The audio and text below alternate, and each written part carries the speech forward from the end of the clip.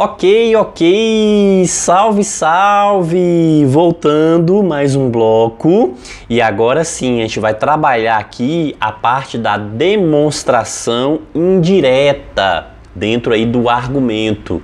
Então já vimos anteriormente como determinar aí a validade de um argumento através do que? Diagramas lógicos, método das premissas verdadeiras, método das regras de inferência e vamos agora partir para quê? Para demonstração indireta, ok? Vamos provar então aí, trabalhando com esse método da demonstração indireta.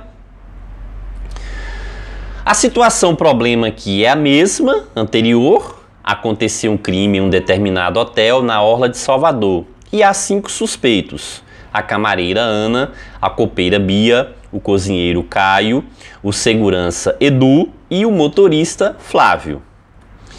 Após um período de investigação, algumas hipóteses foram levantadas. Se Ana é culpada, então Bia é culpada.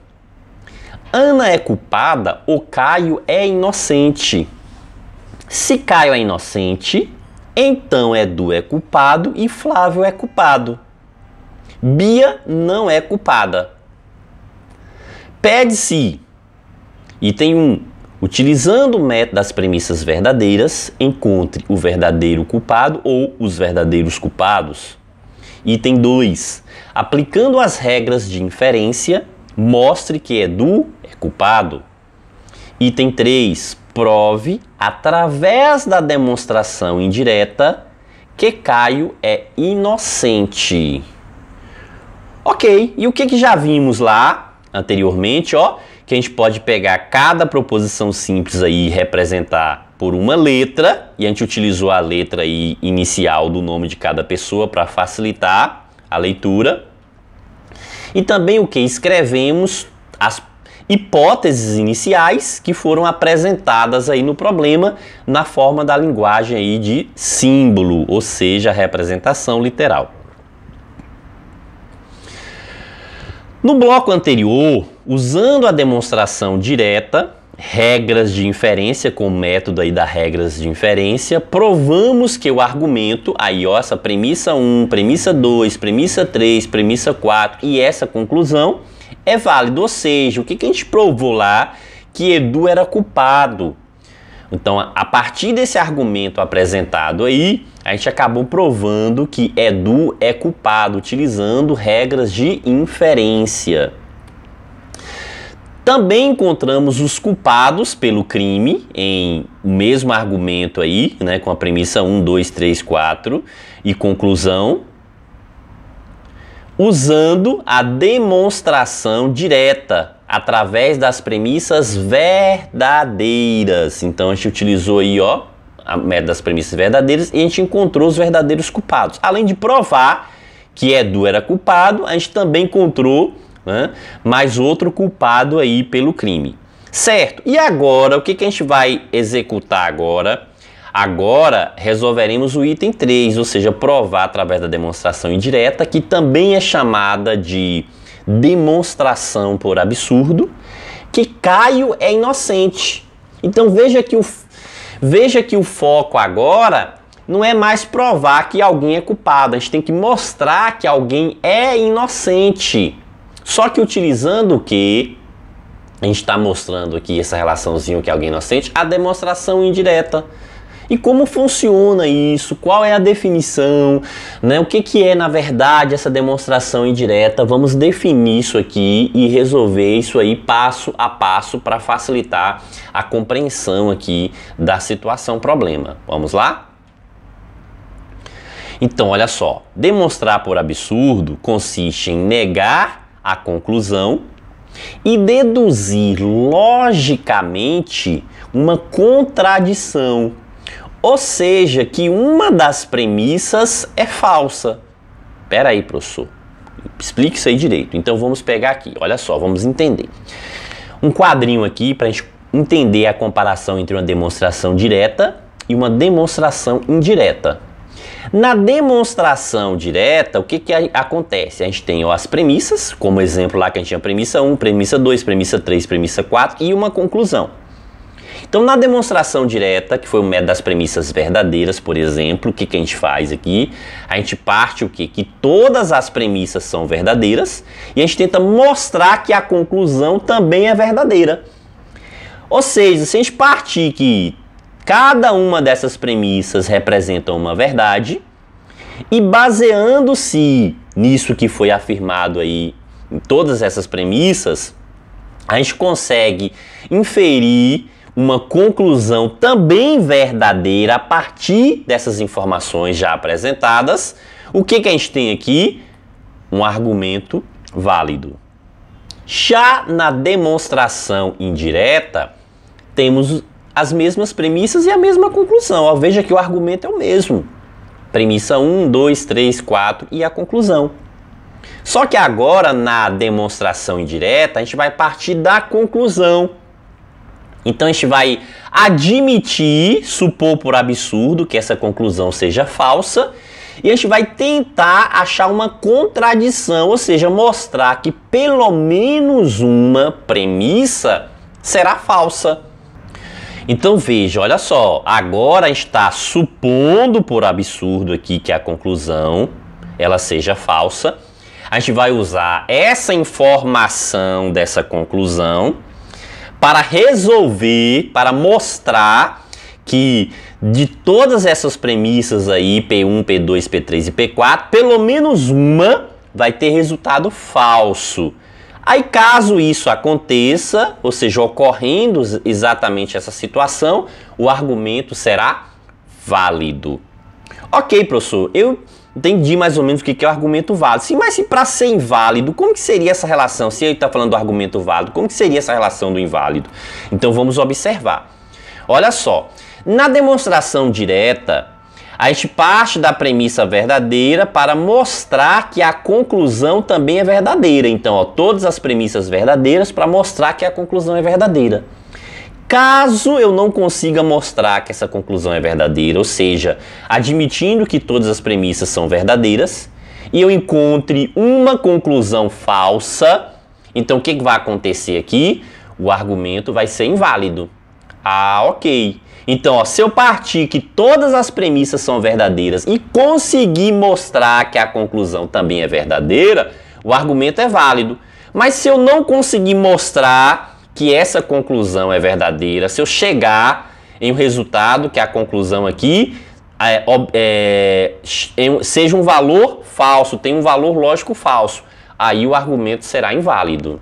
Sim, e na demonstração indireta, da mesma forma, ó, o que a gente tenta provar aqui, partindo que a conclusão é falsa, a gente vai operar com isso e tentar mostrar que existe pelo menos uma premissa que seja falsa.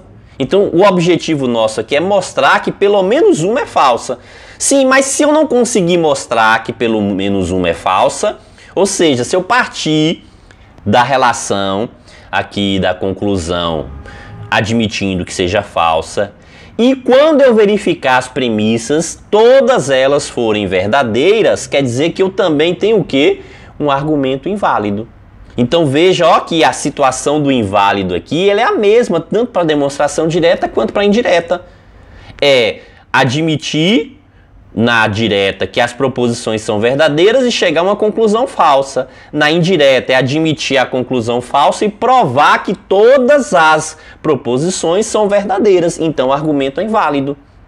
Certo? Qual é o nosso objetivo? O nosso objetivo é provar que Caio é inocente utilizando a demonstração indireta. Então o que a gente vai fazer? A gente vai supor por absurdo que a conclusão seja falsa. E qual é a conclusão aqui? Caio é inocente. Então a gente vai supor, ó, que isso seja falso. Ou seja, e tentar encontrar, né, achar aí uma contradição nas premissas. Certo? Então qual é o nosso objetivo? Se a gente vai mostrar que essa conclusão é falsa, então para isso, para esse argumento ser inválido, teria que aparecer o quê? Que todas as proposições fossem verdadeiras. Aí sim o argumento seria inválido. Então a gente não conseguiria provar que Caio é inocente, certo? Mas se todas as premissas não forem verdadeiras, ou seja, pelo menos uma for falsa, a gente consegue provar, o argumento vai ser válido e a gente consegue provar. Só que o nosso objetivo aqui é o que? É tentar mostrar que todas as premissas são verdadeiras para poder invalidar esse argumento. Então, como a gente fez a suposição por absurdo que a conclusão é falsa, então já viu anteriormente que o valor lógico aqui de Caio é inocente, isso é falso, ou seja, o valor lógico da proposição C vai ser um valor falso. Sim, veja que a gente tem uma proposição C aqui, ó, A ou C. Por quê? Porque a gente já tem outra relação de A para a gente fazer a comparação aí desse resultado com a próxima premissa. Mas já percebe que tem uma premissa aí A ou C. Sim, se esse C assume valor falso, então o que a gente sabe aqui? Ó, se C tem um valor falso, logo o valor lógico de A tem que ser verdadeiro. Por quê? Porque no O, que pena, 2 falso, resultado falso. Só que a gente tem que mostrar que essa proposição ela é verdadeira. O nosso objetivo é provar que todas proposições são verdadeiras. Sim, se a gente quer mostrar que a proposição é verdadeira, então o valor lógico de A tem que ser verdade. Por quê? Ó? Porque verdadeiro com falso no O resultado vai ser verdadeiro. Ok, então com isso aqui, ó, o que a gente sabe? Que essa proposição aqui de A ou C assume um valor lógico verdadeiro. Então já sabia pela demonstração por absurdo que a conclusão, o valor lógico de C falso, e agora a gente descobre que essa segunda premissa aqui, a gente conseguiu mostrar que essa segunda premissa assume o valor verdadeiro, mas ainda temos um caminho à frente, ou seja, a gente tem que mostrar também que P1, P3 e P4 também assumem valores verdadeiros, certo? Mas vamos lá. O que a gente viu aqui? Que o valor lógico de A é verdadeiro. A gente tem uma proposição aqui da condicional entre A e B. Aí o que a gente vai verificar? Ó? Se o valor lógico de A é verdadeiro, o valor lógico de B aqui também terá que ser verdadeiro. Porque esse valor lógico aqui, ó, da condicional AB, a gente tem que mostrar que isso é uma verdade. E na condicional, o que a gente sabe? Que Vera Fischer é falsa. Então, ó, se o A é verdadeiro, o B não pode ser falso, porque a gente teria Vera Fischer. E a relação seria falsa, mas não é esse o nosso objetivo. A gente tem que mostrar que todas as premissas são verdadeiras para conseguir provar que o argumento é inválido. Sim, logo, para mostrar que essa premissa é verdadeira, o B também tem que assumir valor lógico verdadeiro, porque Vera é verdadeiro, né? Para ser falso seria Vera Fischer. Sim, a gente já sabe o quê? Que o valor lógico dessa proposição aqui da condicional entre A e B é verdadeiro. Então já conseguiu mostrar que há uma verdade na premissa 1, há uma verdade na premissa 2, com a conclusão sendo falsa. Resta agora mostrar que as premissas 3 e 4 também serão verdadeiras, ou seja, para a gente provar que o argumento aqui é inválido. Sim, então vamos lá. A gente já descobriu o valor lógico de B. Veja que o valor lógico de B é verdadeiro. A negação de B, ou seja, o valor lógico da negação de B vai ser falso. Quando a gente nega, a gente faz o quê? Troca esse valor lógico. Sim, então se a negação de B é um valor falso, a gente descobriu o quê? Que a premissa 4 tem resultado falso. Opa, olha a contradição aí. Professor, peraí, se a gente conseguiu mostrar aí que SP4 é falso, então a gente está conseguindo mostrar que esse argumento ele é válido. Exatamente. Por quê? Porque o nosso objetivo era mostrar que o argumento não era válido, que a nossa tese ali, a suposição que a gente propôs, né, não seria aceita. Então logo o que acontece, né, com essa, que a proposição, o nosso objetivo era mostrar o quê? Que o argumento era inválido, para não satisfazer essa relação aí da demonstração por absurdo. Só que a gente não conseguiu. Por quê? Porque para a gente conseguir mostrar que o argumento era inválido, a gente teria que provar que todas as premissas eram verdadeiras com a conclusão sendo falsa. Como a gente achou que a premissa 4 aqui é falsa, professor, mas a gente não sabe o valor lógico da premissa 3. Sim, só que isso não vai importar agora.